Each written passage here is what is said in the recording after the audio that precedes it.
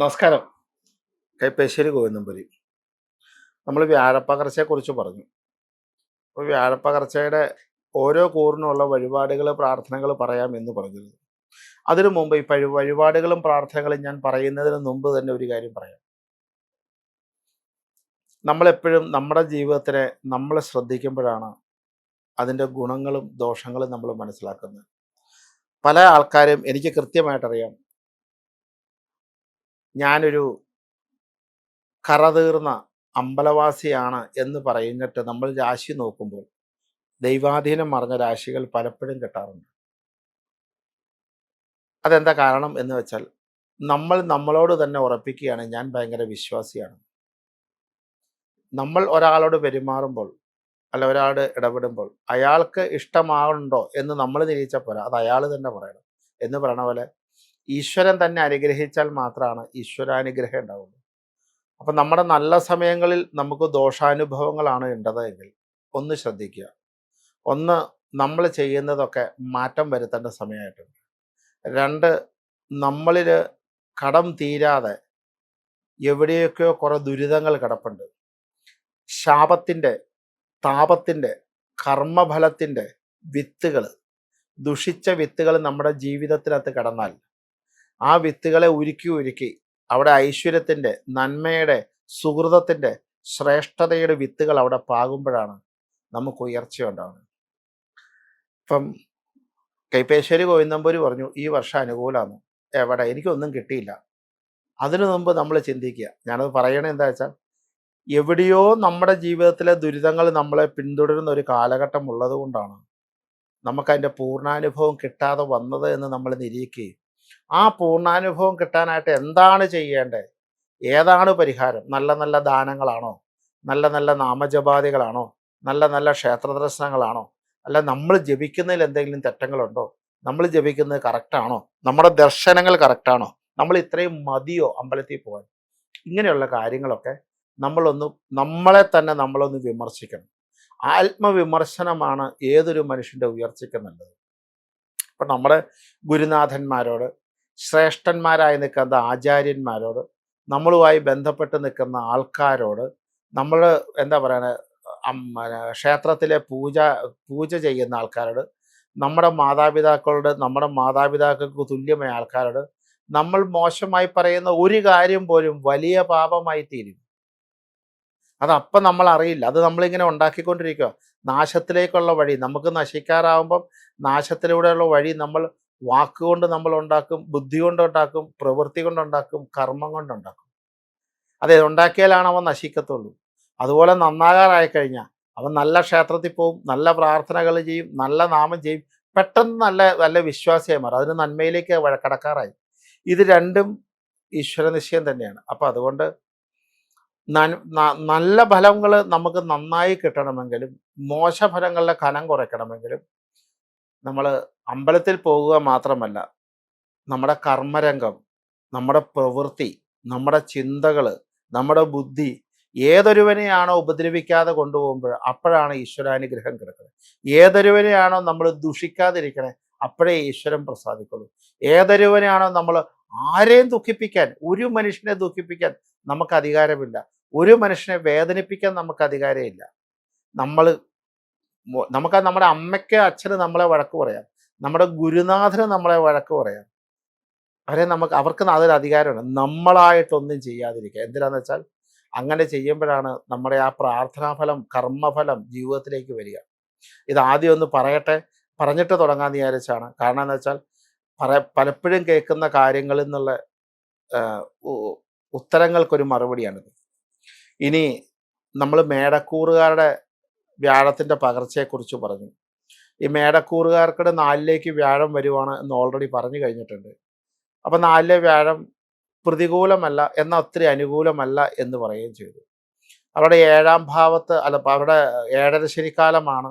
അതിൽ 12ൽ ശനി സഞ്ചരിക്കുന്ന സമയവും കൂടിയാണ്. അതുപോലെ തന്നെ കുംഭൻ രാശിയിൽ രാഹുവിൻ്റെ ബന്ധമുണ്ട്. അങ്ങനെ നിൽക്കുന്ന കാലഘട്ടമാണ്. അപ്പം അതുകൊണ്ട് ഒരു കാര്യം അവർ നിർബന്ധമായി ചെയ്യുക. 4ലേക്ക് വ്യാഴം ഈ പ്രതിസന്ധികളിൽ നിന്ന് അതിജീവിക്കാൻ പറ്റുന്ന ഒരു കാലഘട്ടം അവർക്ക് ഉണ്ടാക്കിയിട്ടുണ്ട്. ഞാൻ ആദ്യം മറ്റേ വീഡിയോയിൽ പറഞ്ഞ പോലെ ഒരു കയറ്റത്ത് നിന്ന് പോയ വണ്ടി സ്റ്റാർട്ട് ചെയ്ത് മുകളിലേക്ക് പോകാൻ യാത്ര തുടങ്ങാം. പക്ഷെ ആ സ്പീഡ് കുറയും. ആ സ്പീഡ് കൂട്ടണം നമുക്ക്. അപ്പോൾ അതിന് വേണ്ടിയിട്ട് എന്താ നമ്മൾ ചെയ്യുക? എന്ത് സംഭവിച്ചാലും ആഴ്ചയിൽ 2 ദിവസമെങ്കിലും വൈഷ്ണവ ക്ഷേത്ര ദർശനം ചെയ്യുക. വൈഷ്ണവ ക്ഷേത്ര ദർശനം വെച്ചാൽ മഹാവിഷ്ണു, ഈ വൈഷ്ണവ ദർശനം എപ്പോഴും ഒന്നല്ലേ മഹാവിഷ്ണു ആവാം, അല്ലെ കൃഷ്ണനാവാം, അല്ലെങ്കിൽ രാമനാവാം, ശ്രീരാമൻ്റെ അമ്പലമാവാം, നരസിംഹത്തിൻ്റെ അമ്പലം, ഏതമ്പലമായാലും കുഴപ്പമില്ല. വൈഷ്ണവ ദർശനം നമ്മൾ നിർബന്ധമായിട്ട് ചെയ്യുക. അതുപോലെ തന്നെ എന്താ പറയുക, മാസത്തിൽ പക്കപ്പിറന്നാൾ തോറും വിഷ്ണുവിന് പാൽപ്പായസം കഴിക്കുക. ഒരു 3-4 മാസം 5 മാസത്തിലൊരിക്കലെങ്കിലും ഒന്ന് ഗുരുവായൂരപ്പനെ പോയി തൊഴുക. ഗുരുവായൂരപ്പനത്തിൻ്റെ നടക്കിയിരുന്ന് ആ മാറി ആ കൊടുമരച്ചോട്ടിന് ഇങ്ങാപ്പുറം ഇരുന്ന് ഒരു 1.5 മണിക്കൂർ നാരായണനാമം ജപിക്കുക. ആ ഭഗവാന്റെ തിരുമുറ്റത്തിരുന്ന് നാരായണനാമം ജപിക്കുക. ഇതൊക്കെ ചെയ്യുന്നത് വളരെ ഗംഭീരമാണ്. അതുപോലെ തന്നെ വ്യാഴാഴ്ച ദിവസം ഒരിക്കലെടുക്കുന്നതും വളരെ കേമാണ്. നാരായണനാമം ധാരാളം ജപിക്കുക. എന്തുമാത്രം നാരായണനാമം ജപിക്കുകയോ അത്രയും നാരായണനാമം ജപിക്കുക. അങ്ങനെ ചെയ്യുന്നത് നല്ലതാണ്. എല്ലാ ദിവസവും ഗുരുവായൂരപ്പനെയും ശ്രീകൃഷ്ണനെയും പ്രാർത്ഥനയിൽ ഉൾപ്പെടുത്തുകയും അവർക്ക് നമസ്കരിക്കുന്നതൊക്കെ വളരെ കേമത്തമാണ്. അത് ചെയ്തു പോവുക, യാതൊരു സംശയമില്ല. അപ്പം എന്തു പറ്റും? കിട്ടാൻ പോകുന്ന ഫലത്തിന് കുറച്ചുകൂടി കേമായി നിൽക്കുന്ന ഒരു ഫലത്തിലേക്ക് മുൻപോട്ട് വരാൻ പറ്റും.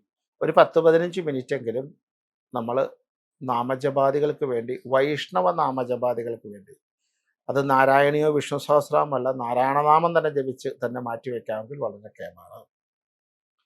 അടുത്ത എടവക്കൂറുകാർക്കാണ്. എടവക്കൂറുകാർ 3-ൽ വ്യാഴം നിൽക്കുന്ന സമയമാണ്. അവർ എന്ത് സംഭവിച്ചാലും ആഴ്ചയിൽ ബുധൻ, വ്യാഴം, വെള്ളി ദിവസം മഹാവിഷ്ണു, ശ്രീകൃഷ്ണൻ, ശ്രീരാമൻ, നരസിംഹ അങ്ങനെയുള്ള അമ്പലങ്ങളിൽ ദർശനം നടത്തുക. എല്ലാ ദിവസവും ഈ പറഞ്ഞ പോലെ തന്നെ ഒരു 10 മിനിറ്റ് നാരായണനാമവും 10 മിനിറ്റ് അച്യുതായ നമ, ആനന്ദായ നമ, ഗോവിന്ദായ നമ ജപിക്കുക. എല്ലാ വ്യാഴാഴ്ച ദിവസവും വൈഷ്ണവ ക്ഷേത്രത്തിൽ ദർശനം നടത്തുക. ഒരിക്കലെടുത്തിട്ട് വെള്ളിയാഴ്ച പാരണ വീടുക. ഇങ്ങനെയുള്ള കാര്യങ്ങളൊക്കെ ചെയ്യുക. അതൊക്കെ ചെയ്യുന്നത് വളരെ നല്ലതാണ്. അതുപോലെ തന്നെ ഭാഗവതം വായിക്കുക, വിഷ്ണു സഹസ്രനാമം ജപിക്കുക, നാരായണീയം ജപിക്കുക. ഒരു മാസത്തിൽ ഒരു ദിവസമെങ്കിലും വിഷ്ണു ക്ഷേത്രത്തിൽ പോയി അവിടെ ഇരുന്ന് 1.25 മണിക്കൂർ നാമം ജപിക്കുന്നതൊക്കെ നല്ലതാണ്. ഗുരുവായൂർ അടുത്തുള്ളവർ മാസത്തിലൊന്ന് പോവുക, അകലെയുള്ളവർ 1-2 പ്രാവശ്യം ഈ വർഷം ഒന്ന് പോയി തൊഴുന്നത് നല്ലതാണ്.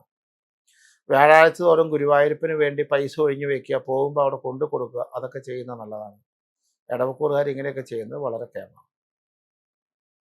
മിഥുനക്കൂറ് 2-ൽ വ്യാഴാണ്. വ്യാഴാനുകൂല്യമുണ്ട്. അവരിപ്പോൾ ഈ വ്യാഴത്തിൻ്റെ പകർച്ചാ സമയത്തൊക്കെ ഭഗവാന്റെ സവിധത്തിലൊരു പാൽപ്പായസവും തുളസിമാലയൊക്കെ കഴിച്ച് ആദ്യം തന്നെ ഒരു ദൈവാധീനം ഉണ്ടാക്കുന്നത് നല്ലതാണ്. അതുപോലെ തന്നെ വ്യാഴാഴ്ച വൈഷ്ണവ ക്ഷേത്രത്തിൽ കദളിപ്പഴം നിവേദിക്കുക, ത്രിമധുരം നിവേദിക്കുക, അങ്ങനെയൊക്കെ ചെയ്യുന്നത് നല്ലതാണ്. അതുപോലെ ഇടയ്ക്ക് തുളസിമാല ചെയ്യുക, അങ്ങനെയുള്ള കാര്യങ്ങൾ ചെയ്യുകയാണ്. കൃഷ്ണനാമങ്ങൾ ധാരാളമായി ജപിക്കുന്നത് വളരെ നല്ലതാണ്. കൃഷ്ണൻ്റെ നാമം ജപിക്കുക. നാരായണീയം നിത്യം പാരായണം ചെയ്യുക. എല്ലാ ദിവസവും ഈ പറഞ്ഞ പോലെ ഗുരുവായൂരപ്പൻ, ശ്രീ പത്മനാഭസ്വാമി ഇങ്ങനെയൊക്കെ പറയുന്ന മഹത്തരമായി നിൽക്കുന്ന ക്ഷേത്രങ്ങളിൽ നമസ്കരിക്കുന്നു. നമ്മുടെ കുടുംബത്തിൽ നമസ്കരിച്ചാൽ മതി. അങ്ങനെയുള്ള കാര്യങ്ങളൊക്കെ ചെയ്യുക. അതൊക്കെ ചെയ്യുമ്പോൾ വളരെ കേമായി നിൽക്കുന്ന ഫലങ്ങളാണ്. കർക്കിടകക്കൂറുകാർക്ക് 12-ലെ വ്യാഴം ലഗ്നത്തിൽ വന്നു എന്ന് പറഞ്ഞു. അനുകൂലാവസ്ഥയിലേക്ക് കിടക്കുകയാണ്. എല്ലാ വ്യാഴാഴ്ചയും നിർബന്ധമായി വൈഷ്ണവ ക്ഷേത്ര ദർശനം ചെയ്യുക. വിഷ്ണുനാമങ്ങളും കൃഷ്ണനാമങ്ങളും ധാരാളമായി ജപിക്കുക. വൈഷ്ണവ ഉപാസനകൾ ചെയ്യുക. ഭഗവാന് അവല് നേദിക്കുന്നത് നല്ലതാണ്. അവലും മലരും ശർക്കരയൊക്കെ വ്യാഴാഴ്ചകളിൽ നേദിക്കുന്നത് നല്ലതാണ്. മാസത്തിലെ പക്കപ്പിറന്നാള് തുളസിമാല, പാലാഭിഷേകം, അങ്ങനെയുള്ള കാര്യങ്ങൾ, കരിക്കഭിഷേകമൊക്കെ ചെയ്യുന്നത് നല്ലതാണ്. പുണ്യ വൈഷ്ണവ ക്ഷേത്ര ദർശനങ്ങളും മറ്റു കാര്യങ്ങളൊക്കെ കൂടുതലായിട്ട് നടത്തുക.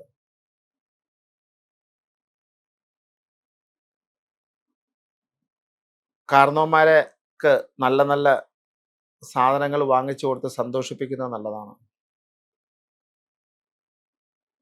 ഇതൊക്കെ ചെയ്യുന്നത് കേമാണ്. ചിങ്ങക്കൂറിലേക്ക് വന്നു കഴിഞ്ഞാൽ ഒരാഴ്ച എത്ര ദിവസം ഉണ്ടോ നമുക്ക് പറ്റുന്ന അത്രയും ദിവസവും വൈഷ്ണവ ക്ഷേത്ര ദർശനം നടത്തുക. എല്ലാ ദിവസവും ഞാൻ പോകണം എന്ന് ഉദ്ദേശിക്കുന്നില്ല.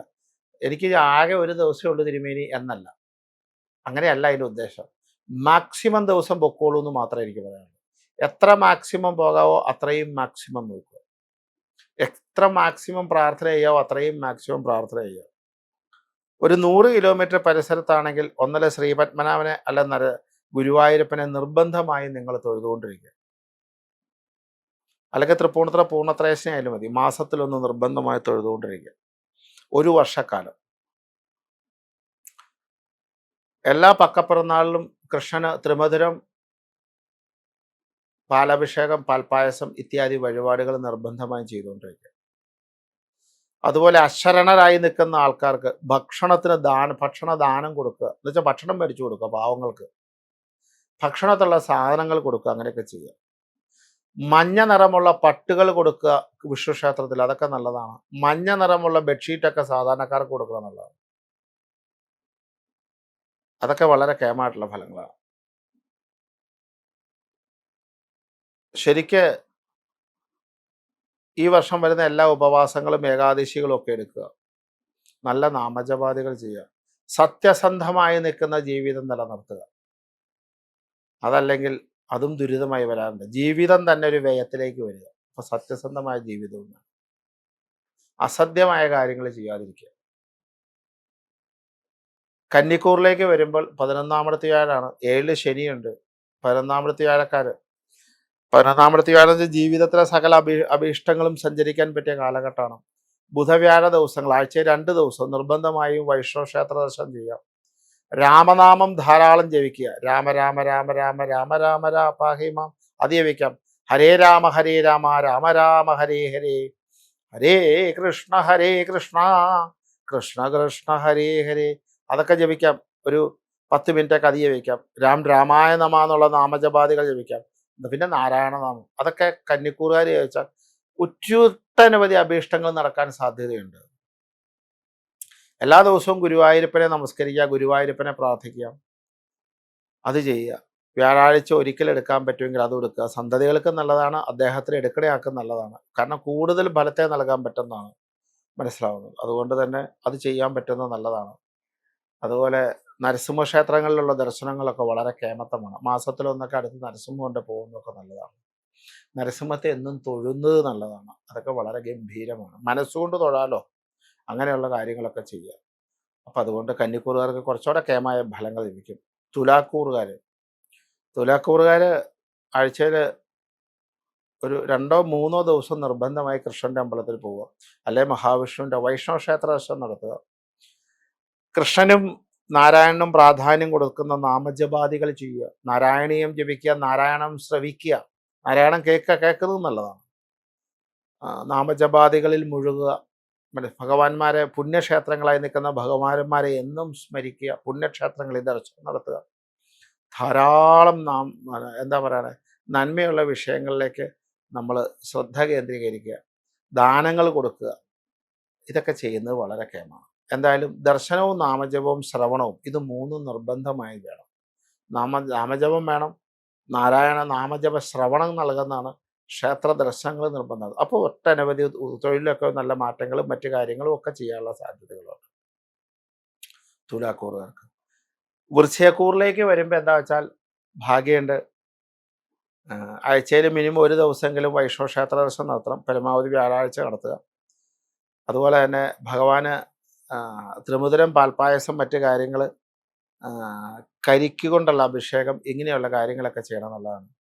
അതുപോലെ പാലഭിഷേകം മറ്റു പോലുള്ള കാര്യങ്ങളൊക്കെ ചെയ്യാമെങ്കിൽ അഭീഷ്ടങ്ങൾ നടക്കാൻ സാധ്യതയുണ്ട്. നല്ല നല്ല ക്ഷേത്ര ദർശനങ്ങൾ, പ്രാർത്ഥനകൾ, ഈശ്വര സ്മരണയോടുകൂടി തുടങ്ങുന്നതൊക്കെ നല്ലതാണ്. അതുപോലെ തന്നെ വ്യാഴത്തിൻ്റെ അനുകൂലാവസ്ഥ കുറച്ചുകൂടി അനുകൂലമാവാൻ വേണ്ടിയിട്ടാണ് ഞാൻ പറയുന്നത്. അപ്പം അതിനൊക്കെ കേമാണ്.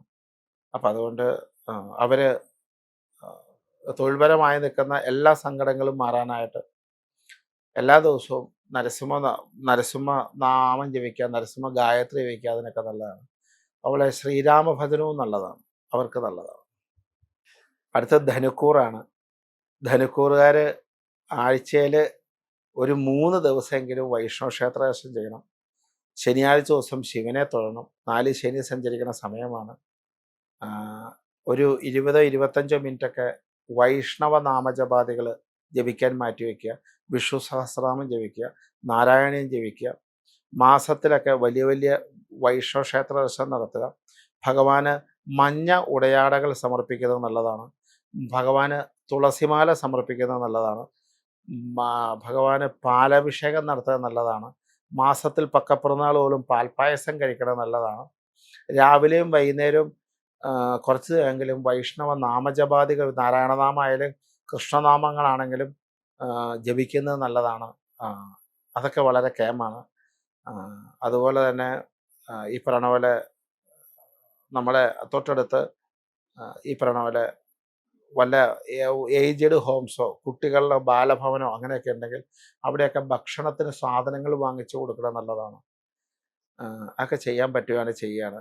അതുപോലെ തന്നെ എല്ലാം ഒരു പ്രാർത്ഥനാ മുന്നോട്ട് പോയാൽ അവർക്ക് ഒരു ദുരിതവും വരില്ല, സങ്കടങ്ങളും വരില്ല. അടുത്തത് മകരക്കൂറാണ്.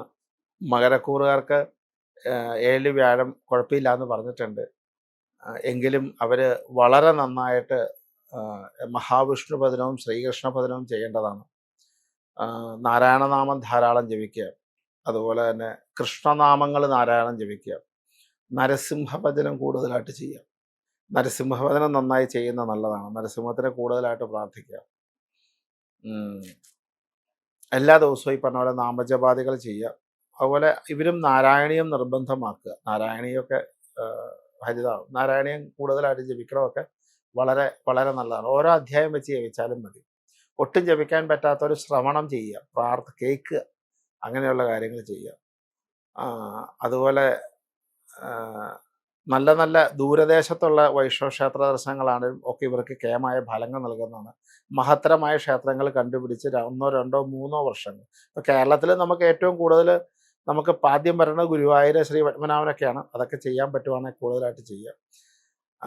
ഭജനകൾ, ക്ഷേത്രത്തിലുള്ള ഭജനകളൊക്കെ ഈ വർഷത്തിൽ ഒരിക്കൽ ഏതെങ്കിലും മഹത്തരമായ ക്ഷേത്രത്തിൽ ഭജന ഇരിക്കുന്നതൊക്കെ നല്ലതാണ്. അതൊക്കെ കൂടുതലായിട്ട് ഗുണത്തെ പ്രദാനം ചെയ്യും. ഒരുപാട് നന്മകൾ ചെയ്യാൻ സാധ്യതയുണ്ട്. കുംഭക്കൂറിലേക്ക് വരികയാണ്. ഔട്ടത്തിൻ്റെ ആദ്യവും ചതയവും പൂട്ടാതി. ഞാൻ ആദ്യം പറഞ്ഞ പോലെയാണ്. ഒരു 100 കിലോമീറ്റർ പരിസരത്താണ് ഗുരുവായൂരപ്പനോ ശ്രീ പത്മനാഭനോ എങ്കിൽ മാസത്തിൽ ഒന്ന് പോവുക. മാസത്തിൽ ഒരു ദിവസമെങ്കിൽ അവർ ആ ക്ഷേത്രത്തിലിരുന്ന് 1-2 മണിക്കൂർ നാമം ജപിക്കുക. ഒരു ദിവസം മാറ്റി വയ്ക്കുക. അതിന് ഇന്ന ദിവസം എന്ന് പോലും ഞാൻ പറയണില്ല. അതൊരു വർഷത്തേക്ക് ചെയ്യുന്നത് നല്ലതാണ്. എല്ലാ ദിവസവും രാവിലെ എന്ത് ചെയ്യണ ഇറങ്ങുന്നതിന് മുമ്പ് വൈകുന്നേരത്തെ നാമജപമല്ല, ഇങ്ങനെയുള്ള കൂറുകാർ, അതായത് ഈ പറഞ്ഞ പോലെ ചിങ്ങക്കൂറുകാർ, ഈ പറയണ കുംഭക്കൂറുകാർ, ഇടവക്കൂറുകാർ, ഇങ്ങനെയുള്ള കൂറുകാരൊക്കെ എല്ലാ ദിവസവും രാവിലെ കുളിച്ചിട്ട് ഒരു 20 മിനിറ്റെങ്കിലും വൈഷ്ണവ നാമജപാദികൾ ചെയ്തിട്ട് മാത്രം പുറത്തേക്ക് ഇറങ്ങും. മനസ്സിലാവുന്നത്. വൈഷ്ണവനാമം ധാരാളം ജപിക്കുക. അതുപോലെ സഹസ്രനാമം ജപിക്കുക. ആഴ്ച 2-3 ദിവസം വൈഷ്ണവ ക്ഷേത്രത്തിൽ ദർശനം നടത്തുക. പശുക്കൾക്ക് ആഹാരം കൊടുക്കുന്നത്, നാൽക്കാലി മൃഗങ്ങളെ സംരക്ഷിക്കുന്നത്, നാൽക്കാലികളെ ദാനം ചെയ്യുന്നതൊക്കെ കേൾക്കണം. നാൽക്കാലികളെ ദാനം ചെയ്യാൻ നമുക്ക് പറ്റത്തില്ല. വെള്ളി കൊണ്ട് ഗോപ്രതിമയൊക്കെ മേടിച്ചിട്ട് നമുക്ക് വൈഷ്ണവ ക്ഷേത്രത്തിൽ സമർപ്പിക്കാം. ഗോപ്രതിമ മേടിച്ചിട്ട് നാണയം കൂട്ടി സമർപ്പിക്കാം. അതുപോലെ തന്നെ ഭഗവാന് എന്താ പറയുക, നല്ല മഞ്ഞ പൂക്കൾ കൊണ്ടുള്ള മാലകളൊക്കെ ഉണ്ടാക്കി ഭഗവാന് സമർപ്പിക്കാം. നല്ല മഞ്ഞ നിറമുള്ള പൂക്കൾ. ബന്ദിപ്പൂ പാടില്ല കേട്ടോ അമ്പലത്തിൽ സമർപ്പിക്കുമ്പോൾ. അത് ആദ്യം തന്നെ പറയാം. ഒരിക്കലും ബന്ദിപ്പൂ സമർപ്പിക്കരുത്. ബാക്കിയുള്ള മഞ്ഞ നിറമുള്ള നല്ല നല്ല പൂക്കളുണ്ട്, അതുകൊണ്ട് നല്ല മാല കെട്ടുന്നത്. നല്ല വെളുത്ത പൂക്കൾ കൊണ്ടുള്ള മാലകളൊക്കെ കെട്ടി സമർപ്പിക്കണം, നല്ലതാണ്. തുളസിമാല എപ്പോഴും ഭഗവാൻ ഇഷ്ടമാണ്. അത് നമ്മൾ പ്രത്യേകിച്ച് പറയേണ്ട കാര്യമില്ല. അതുപോലെ തന്നെ ഈ കുംഭക്കൂറുകാരും എന്താ പറയുക, ആരുമില്ല എന്ന് തോന്നുന്നവർക്ക് വസ്ത്രങ്ങളും ഭക്ഷണങ്ങളും ഒക്കെ ദാനം ചെയ്യുക, അങ്ങനെയുള്ള കാര്യങ്ങൾ ചെയ്യുക. നല്ല മഞ്ഞ നിറമുള്ള ഉടയാടകളൊക്കെ ഉണ്ടാക്കിയിട്ട് ഭഗവാൻ കൃഷ്ണനെ ഉടുപ്പിക്കുക, അതൊരു കേമാണ്. മനസ്സിലായി. അതുപോലെ കൃഷ്ണന് തിരുമുടിമാല ഉണ്ടാക്കി അദ്ദേഹത്തിൻ്റെ തലയിൽ ചാർത്തുക, അത് വളരെ കേമാണ്. അതുപോലെ ചന്ദനം ചാർത്തുക എന്നുള്ള ഒഴിവാടത്തിലൊക്കെ വളരെ കേമാണ്. ഇതൊക്കെ കുംഭക്കൂറുകാർ ചെയ്യുന്നതാണ്. മീനക്കൂറുകാർക്ക് 5ലേക്ക് വ്യാഴമാണ്. 5ലെ വ്യാഴം അനുകൂലാവസ്ഥയാണ് പറയണത്. നന്മയും ഐശ്വര്യവും നൽകുന്നതാണ്. ലഗ്നത്തിൽ ശനി നിൽപ്പുണ്ട്. അതിന് ശിവക്ഷേത്ര വഴിപാടും മറ്റു കാര്യങ്ങളൊക്കെ ചെയ്യണം. 7.5 ശനി കണ്ടകശനി ഉള്ളവരെല്ലാം ശനിക്ക് കഴിക്കണ വഴിപാട്, ശിവനും മഹാദേവന് കഴിക്കണ വഴിപാടൊക്കെ ചെയ്യും. 5ലേക്ക് വ്യാഴം വരുന്നതാണ്. അപ്പം 5ലേക്ക് വ്യാഴം വരുന്ന കാരണം ഈ ഉണ്ണിയപ്പം വ്യാഴാഴ്ച തോറും കൃഷ്ണൻ ഉണ്ടാക്കി നേദിക്കുന്നത് വളരെ നല്ലതാണ്. വ്യാഴാഴ്ചകളിൽ മാസത്തിലൊരിക്കലെങ്കിലും ചെയ്യണത് നല്ലതാണ്. ആ ഉണ്ണിയപ്പം ഉണ്ടാക്കിയിട്ട് സാധുജനങ്ങൾക്ക് വിതരണം ചെയ്യണത് നല്ലതാണ്. പാൽപ്പായസം കഴിച്ചിട്ട് ആൾക്കാർക്ക് വിതരണം ചെയ്യണത് നല്ലതാണ്. അതുപോലെ തന്നെ ഭഗവാന് എന്താ പറയുക, മാസത്തിലൊരിക്കലൊക്കെ പാലഭിഷേകം ചെയ്യുക, കരിക്കിൻ്റെ അഭിഷേകം ചെയ്യുക, അങ്ങനെയുള്ള കാര്യങ്ങൾ, തുളസിമാല ചാർത്തുക, ഇങ്ങനെയുള്ള കാര്യങ്ങളൊക്കെ ചെയ്യുക. അതുപോലെ കദളിപ്പഴവും കൽക്കണ്ടവും മുന്തിരിങ്ങയും കൂടി ത്രിമധുരങ്ങൾ ആഴ്ചയിൽ ഒരു ദിവസം നേദിക്കാൻ നിൽക്കുക. ഇതൊക്കെ ചെയ്യുന്നത് ഇപ്പോൾ ഉള്ള അഭിവൃദ്ധി ഇരട്ടിയാക്കാൻ വേണ്ടി. ഇവർ നല്ല കാലമാണ്, അത് മുഴുവൻ അനുഭവിക്കാൻ വേണ്ടിയാണ്. അങ്ങനെയൊക്കെ ചെയ്യാൻ പറ്റുന്നതാണ് ചെയ്യുന്നതാണ്. അപ്പോൾ അതുകൊണ്ട് മീനക്കൂറുകാർക്ക് ഒരുപാട് ഗുണകരമായി നിൽക്കുന്ന ഒരു അവസ്ഥാവിശേഷം ഉണ്ടാവും. എന്തായാലും ജീവിതത്തിൽ ജാതകം ഏതാണെങ്കിലും, കൂറ് ഏതാണെങ്കിലും, ഫലം ഏതാണെങ്കിലും, ഒരു വ്യക്തിക്ക് ഈശ്വര ദർശനവും ഈശ്വര പ്രാർത്ഥനയും നാമജപാദികളും പുരാണ കീർത്തന ശ്രവണവും പുരാണ കീർത്തനങ്ങൾ ജപവും ഒക്കെയായി മുന്നോട്ട് പോകുമ്പോഴാണ് അവൻ പൂർത്തീകരിക്കപ്പെടുന്നത്. ആ പൂർത്തീകരിക്കപ്പെടുന്നതിനുള്ള പ്രയാണത്തിലേക്ക് നമ്മൾ സഞ്ചരിക്കുമ്പോൾ അവിടെ നമ്മുടെ ഈ വഴികാട്ടിയായി നിൽക്കുന്നത് സർവേശ്വരനായി നിൽക്കുന്ന ഈശ്വരന്മാരാണ്. ആ ഈശ്വര പ്രാർത്ഥനയാണ് ഒരാളെ നന്മയിലേക്ക് കൊണ്ടുവരുന്നത്. ഏത് ഗ്രഹനിലയായാലും ഐശ്വര്യത്തിലേക്ക് കൊണ്ടുവരുന്നത് ആ ഈശ്വരനാണ്. ജീവിതത്തിലെ സമസ്ത ഭാഗ്യങ്ങളും നമുക്ക് നൽകുന്നത്. അപ്പം നല്ലതോ ചീത്തയോ എന്നല്ല വിഷയം, പ്രാർത്ഥന എപ്രകാരമാണ്, നാമജപം എപ്രകാരമാണ്, നമ്മുടെ മനസ്സ് എപ്രകാരമാണ്, അവിടെ അവന് ഐശ്വര്യമുണ്ട്. ആ ഐശ്വര്യം അവന് വഴികാട്ടിയാണ്. ആ വഴികാട്ടിയാണ് അവൻ്റെ ഈശ്വരൻ. നമസ്കാരം. ഗോവിന്ദൻ.